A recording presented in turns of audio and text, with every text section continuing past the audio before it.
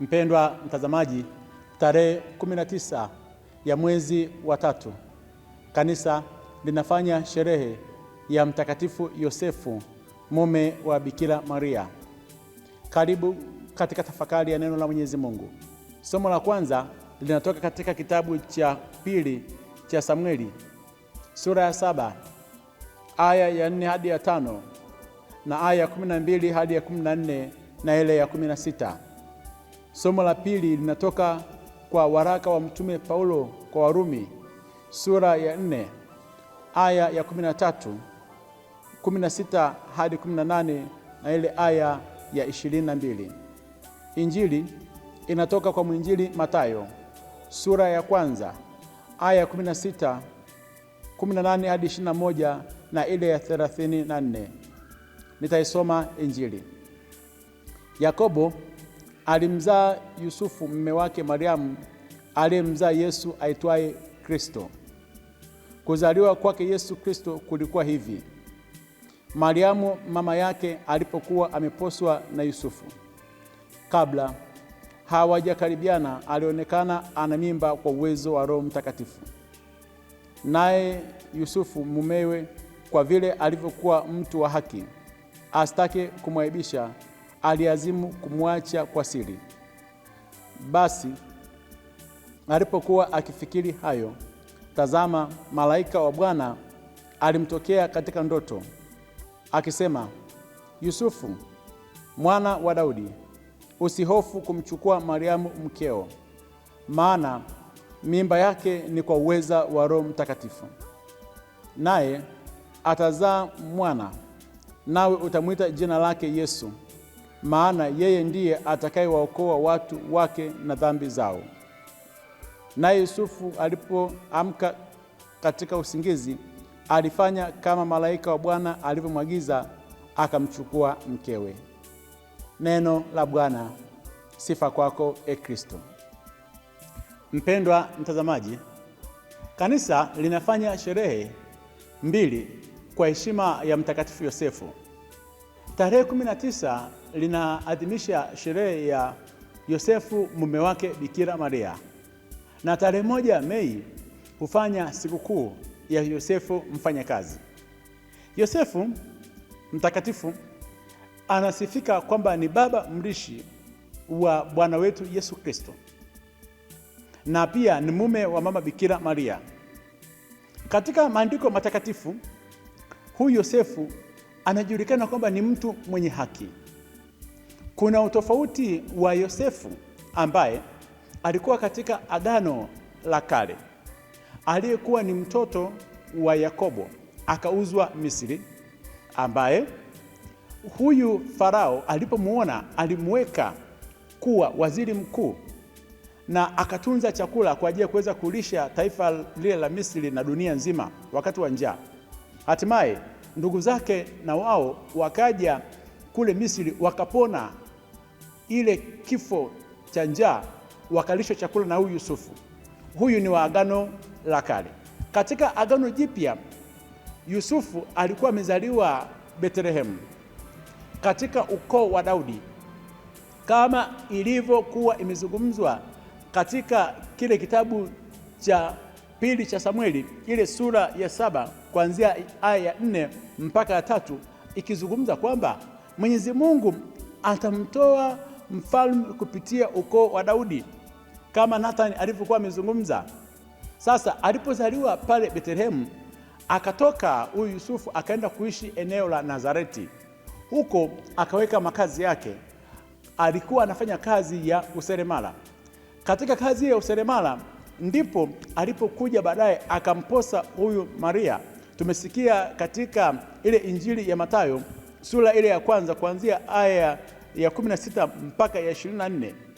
Akiwa katika hizo zoezi la kumposa Maria kwamba aweze kuwa mke wake, na sheria ya Kiyahudi ilikuwa inazungumza kwamba baada ya posa kutolewa na mahali kutolewa, binti au maharusi hawaruhusiwi kufunga ndoa mpaka mwaka mmoja upite wakiwa katika maandalizi.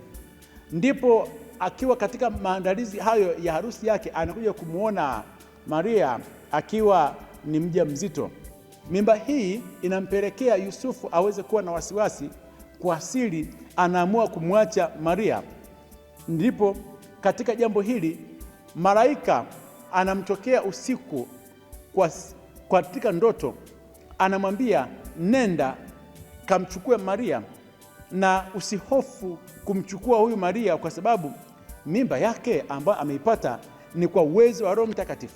Na anapewa jukumu kwamba baada ya kumchukua Maria, mtoto atakayezaliwa utampatia jina lake ataitwa Yesu, maana yeye ndiye atakayeweza kuwakomboa watu wote na dhambi zao.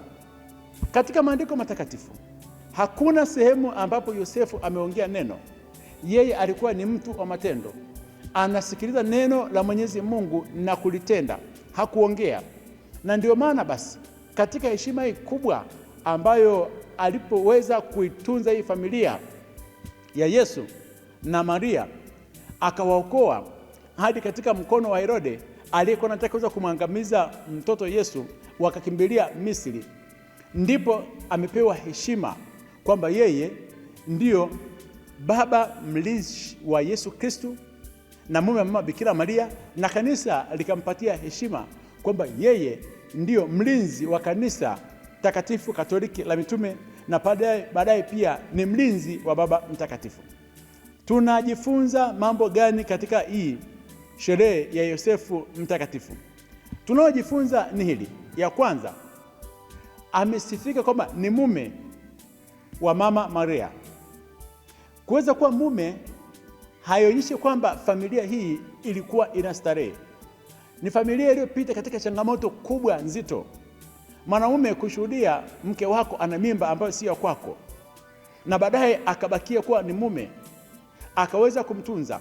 Hakuweza kumwaibisha Maria, kumtangaza kwa watu, kupiga picha, kumwambia huyu binti ana mimba ambayo si ya kwangu.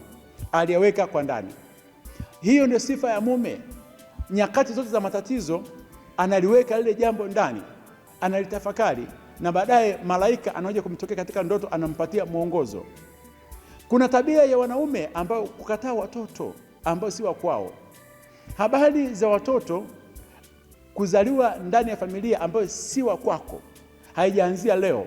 Ilianzia hadi katika familia hii ya huyu ndugu yetu Yosefu, kupokea mtoto ambaye si wa kwake na akamtunza. Sifa ya mwanamume ni kutunza mtoto ambaye si wa kwako.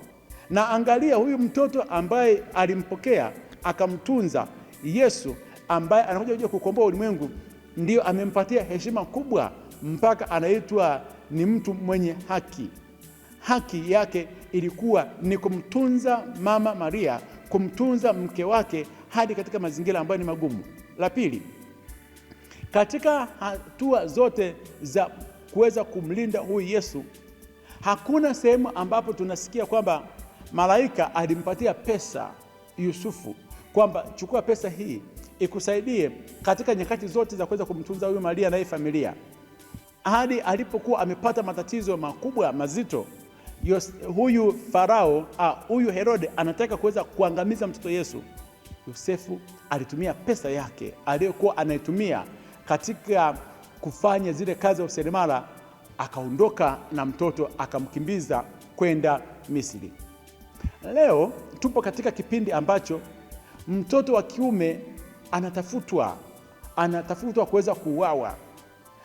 Herode alikuwa anawatafuta watoto wa kiume aweze kuangamiza, aweze kuwaua, kwa sababu alikuwa anatetea cheo chake, anatetea kile kiti chake, akaweka mikakati kuweza kuwaua watoto wote wa kiume.